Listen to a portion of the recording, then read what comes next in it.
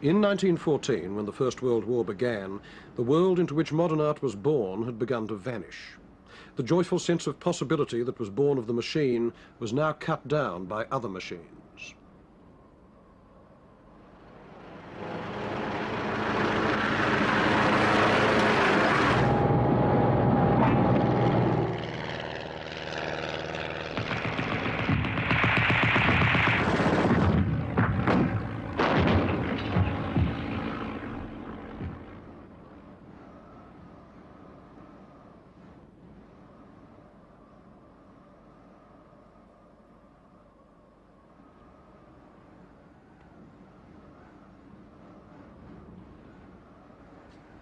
This hill is called the Butte de Valancourt, and during the Battle of the Somme, tens of thousands of men died for it. The place became a symbol of obsession, first held by German machine gunners, then captured by British and Australian troops, then taken again by the Germans, and finally stormed again by the Allies. And this went on from the autumn of 1916 for 2 years. By the end of World War I, every yard of ground here had been dug up by high explosive, mixed with human flesh and bone and pulverized and buried again down to a depth of 6 feet. In such places as this, our grandfathers tasted the first terrors of the 20th century. And the life of words and images in art was changed radically and forever, because our culture had now entered the age of mass-produced, industrialized death.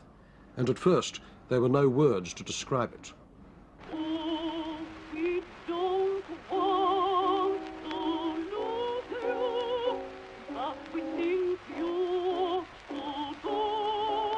In 1914, not one man or woman in Europe had any real idea what total mechanized warfare would mean. Europe had been at peace for 44 years, and nobody of draft age remembered a war. Their authorities sold the war to them in a language of rhetorical cliches that descended from chivalry, the language of the public school and the officers' mess.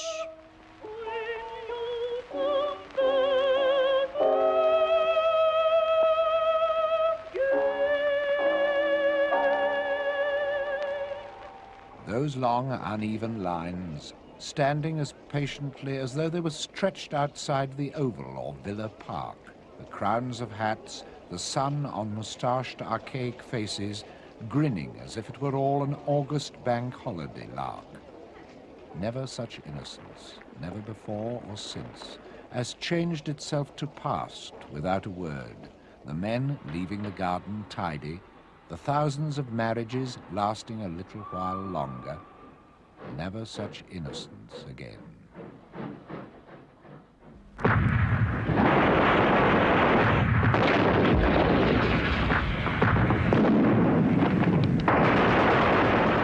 In the trenches, millions of young Englishmen, Frenchmen and Germans found the idea that war was something between a joust and a cricket match had been wrecked by inventions which industrialized death as they had industrialized life. This was what they found and what they became. By 1916, in the summer catastrophes of the Somme battlefield, a whole generation on both sides of the trenches was becoming aware that it had been lied to. Its generals had lied about the nature and the length of the war. Its politicians had lied about its causes. Its journalists and propagandists had lied about what it was like for the troops. The flood of lies was so great that it seemed to contaminate all official language. And so a chasm opened between official language and what the young knew to be reality. The speech of the elders could not contain their experiences. America would repeat this trauma in the 60s with Vietnam. But Europe had it 50 years earlier, and the antennae of the crisis were the ones whose business was language, the writers and artists mostly born between 1890 and 1900 who had been sucked into the vast statistics of the war. I knew a man, he was my chum, but he grew blacker every day and would not brush the flies away, nor blanch, however fierce the hum of passing shells. I used to read, to rouse him, random things from Donne, but you could tell he was far gone, for he lay gaping, mackerel-eyed and stiff and senseless as a post, even when that old poet cried, "I long to talk with some old lover's ghost." He stank so badly, though we were great chums, I had to leave him. Then rats ate his thumbs.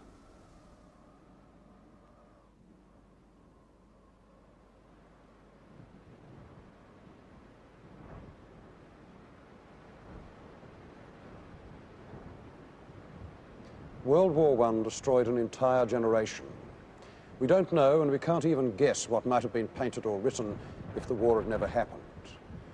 Its imagery of waste, repetition, irony, loss and pain is so built into our whole idea of modernity that we simply take it for granted. We can't see its alternative.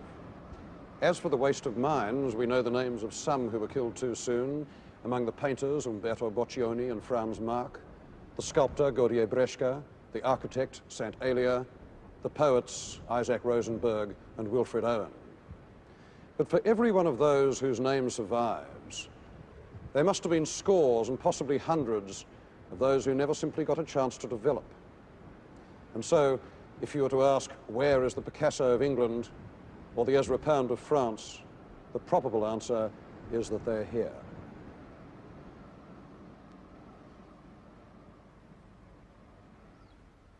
Above all, what the war produced in its survivors and onlookers was a longing for a clean slate, a sense of spiritual apocalypse.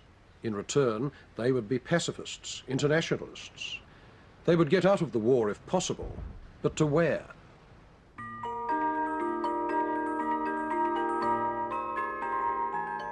The closest neutral country was Switzerland.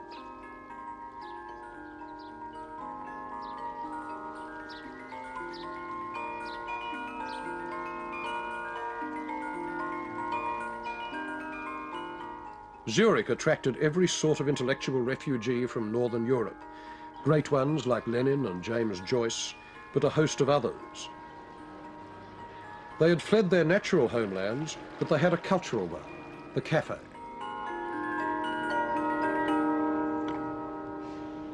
Today, the phrase cafe intellectual is a mild, obsolete insult, but then it was not. Places like this one, the Odeon in Zurich, were cultural institutions. They were, in an almost literal sense, mediums of discourse, like magazines. People who are separated from the patterns of their society, whether by choice or not, still need a forum. They need a place where they can go to meet and drink and talk, preen themselves, or simply sit alone with a book. They say that sex is the poor man's opera, but the cafe was the opera of the dissenters. It was also the marketplace of ideas for exiles. And modernism was very much the creation of exiles, whether you're talking about Picasso, the Spaniard, or Joyce and Beckett, the Irishman. In the cafes of Europe, the intellectuals got their sense of being a class, the mandarins of change. When Stalin declared war against what he called rootless cosmopolitans in the 30s, he was, in effect, attacking the Odeons and those who sat in them. But even so, the revolution that brought him to power was partly hatched in this very room by Lenin, who was a regular at the Odeon in 1916. Among the other denizens of the Odeon were a Romanian poet named Tristan Tzara, a painter named Marcel Janco, a sculptor from Alsace, Jean Arp, and a German writer named Hugo Ball. It was Ball who decided to start a cultural cabaret, a club where they could all perform and read their work and show their paintings.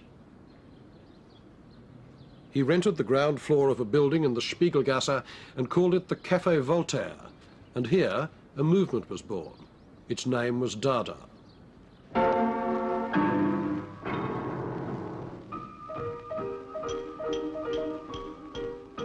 A nonsense name.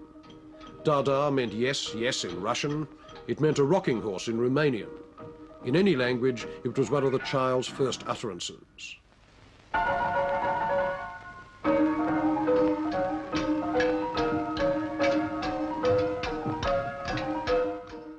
The word Dada signified the desire to go back to scratch, the impossible project of starting culture all over again from the beginning, uncontaminated by the language of the elders.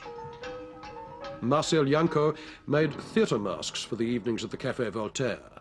Gaudy, primitive things run up with cardboard and poster paint.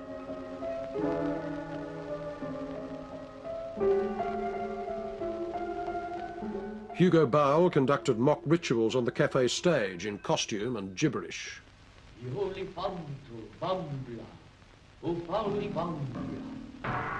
The strongest influence on the Dadaists in Zurich was Futurism. In Italy, before the war, Marinetti had already shown how to grab an audience with manifestos and stunts. His idea of a gratuitous art at the end of history, whose full stop had been written by the machine and the Great War, was what Dada adopted along with the full range of publicity tricks.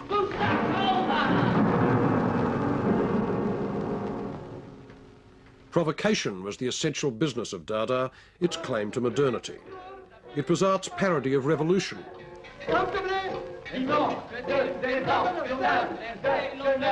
But Futurism wanted to abolish the past in the name of the machine, whereas the Dadaists wanted to produce an innocence whose metaphor was childhood. We searched for an elementary art that would, we thought, save mankind from the furious madness of these times. We wanted an anonymous and collective art. Arp offended all the conventions of sculpture by making simple jigsaw reliefs of brightly painted wood, almost toy-like. And he used chance by tearing out scraps of paper and dropping them at random onto a sheet, gluing them down in the pattern that they fell in.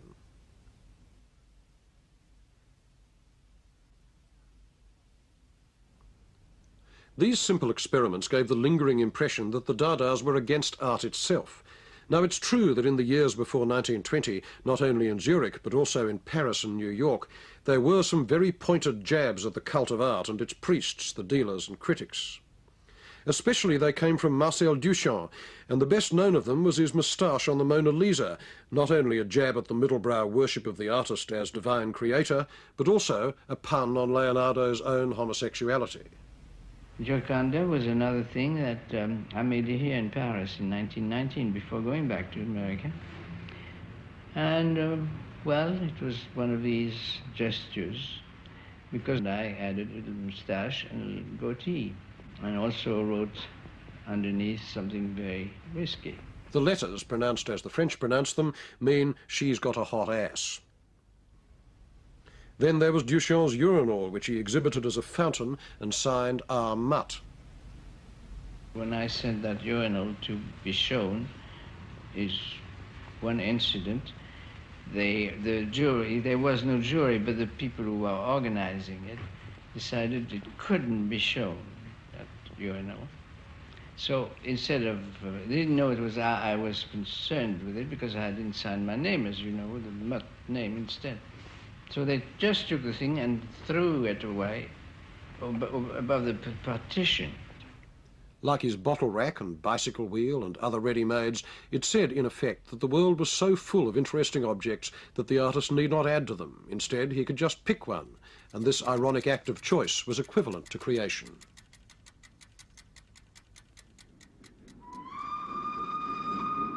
When Dada moved to Berlin after the end of the war, it took a very different form.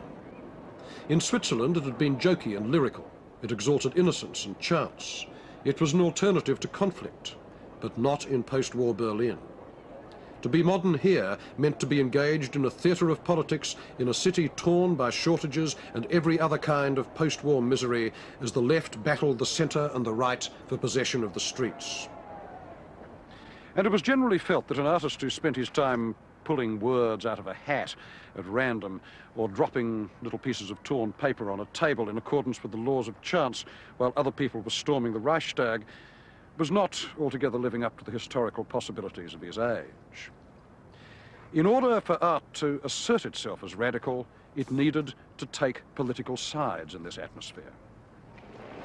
1918 brought the end of the German monarchy and a republic was proclaimed in the city of Weimar. Between the assaults of the left and the right, the Weimar Republic lasted 15 years until Hitler finally snuffed it out. The first of its crises was a general socialist rising in November 1918, a year after the Russian Revolution. The left hoped to demolish the Prussian war machine for good, but it rolled over them. Strikes were answered by martial law, and there were many young and radical artists who went with the rebels to the left of the Republic. Now, there already was a strong thread of protest against war and authority in German art. It came from Expressionism, one of whose tenets was that there were no political solutions, only spiritual ones, which must be made by artists. But to younger painters, the Expressionists didn't seem objective enough. To place one's sensitive ego above the whole of the world struck them as arrogant self-pity, and that was what Expressionism tended to do. When Ernst Ludwig Kirchner was in the army, he painted himself with his painting hand cut off like a mutilated saint, a man symbolically castrated by war. In fact, he had never been wounded. And so the Berlin Dadaists laughed at the inwardness of Expressionism. It was becoming official culture. They wanted a more realistic and sardonic tone of voice. They wanted an art of the billboards and the streets, not one of confession and self-searching. And they said so in their manifesto of 1918. The highest art will be the art which has been visibly shattered by the explosions of last week, which is forever trying to collect its limbs after yesterday's crash. Has Expressionism fulfilled our expectations of such an art? No, no, no. Under the guise of turning inward, the Expressionists have banded together into a generation which is already looking forward to honourable mention in the histories of literature and art. Hatred of the press, hatred of advertising, hatred of sensations are typical of people who prefer their armchair to the noise of the street. The signatories of this manifesto have, under the battle cry, Dada, Dada. gathered together to put forward a new art. What then is Dadaism? The word Dada symbolises the most primitive relation to the reality of the environment. Life appears as a simultaneous muddle of noises, colours and spiritual rhythms, Which is taken unmodified, with all the sensational screams and fevers of its reckless everyday psyche. and with all its brutal reality.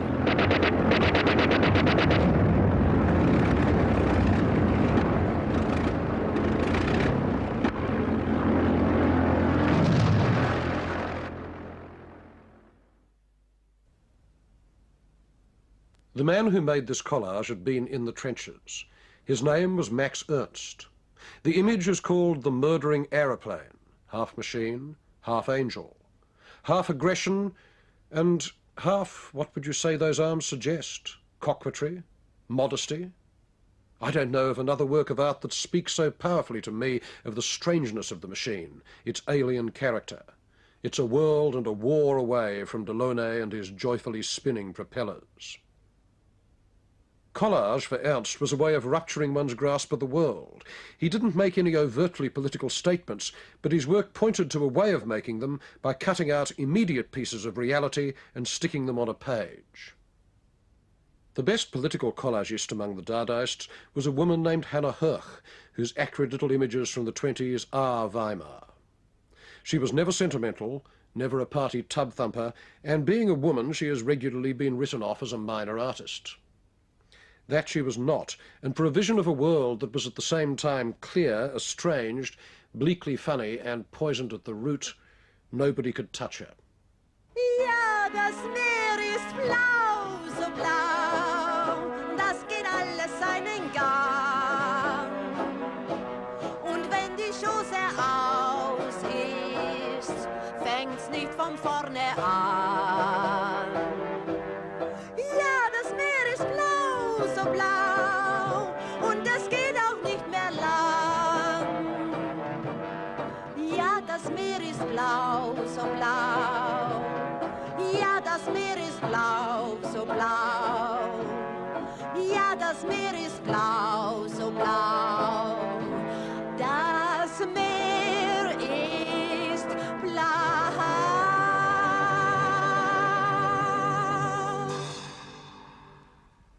Certain images haunted German Dadaism and were its obsessive emblems. One was the war cripples who were on every street corner. This was the body reformed by politics, half human, half machine, prosthetic man, painted here by